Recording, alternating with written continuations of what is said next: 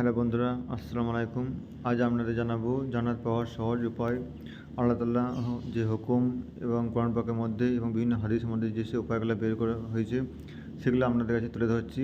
তাই প্রথমে আপনাদেরকে জানাচ্ছি জান্নাত পাওয়ার সহজ উপায়গুলোর মধ্যে রয়েছে। প্রথমে হচ্ছে ঈমান, অর্থাৎ 5 ওয়াক্ত নামাজ আদায় করা, মুখ ও লজ্জাস্থানে হেফাজত করা, মাতা পিতার সেবা করা, এতিমের দেখাশোনা করা, বেশি বেশি সদকা করা, আজানের জবাব দেওয়া এবং সালামের প্রচার করা। এছাড়াও রশিদ বিল্লাহি রাব্বাউ ওয়া বিল ইসলামি দিনাও ওয়া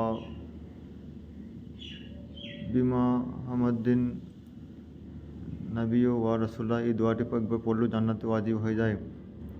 আল্লাহ তাআলার হুকুম ছাড়া আমরা কেউ, আর আল্লাহ তাআলার রহমত ছাড়া আমরা জান্নাতে যেতে পারবো না। যতই ভালো কাজে আর নামাজ পড়ি, আল্লাহর রহমত যতক্ষণ না আমাদের উপর বর্ষণ না হবে, ততক্ষণ আমরা জান্নাতে যেতে পারবো না।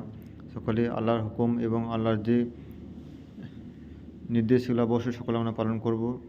আল্লাহর কাছে এটা বারবার চাই, আল্লাহ সকলকে ঈমানের পথে চলার তৌফিক দান করুক।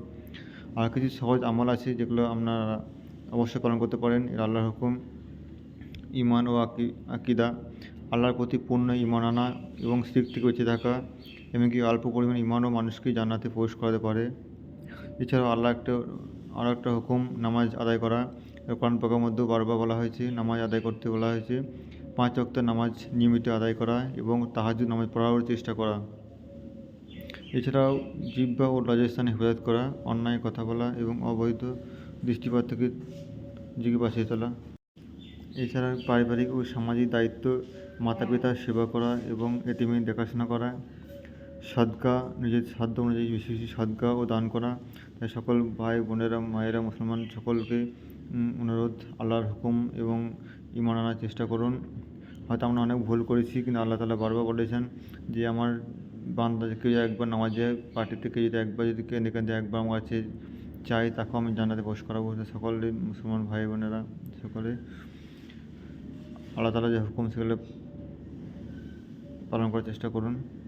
আল্লাহ আমাদের সকলকে ঈমানের পথে চলে তৌফিক দান করুক। আর সকলে জান্নাত পাওয়ার জন্য সকলের মধ্যে আল্লাহ যে নির্দেশ সেগুলো অবশ্যই পালন করা উচিত আমাদের। নামাজ আদায় করা, মাতা পিতার সেবা করা, এতিমের দেখাশোনা করো, আল্লাহ তাআলা বারবার এগুলো বলেছেন।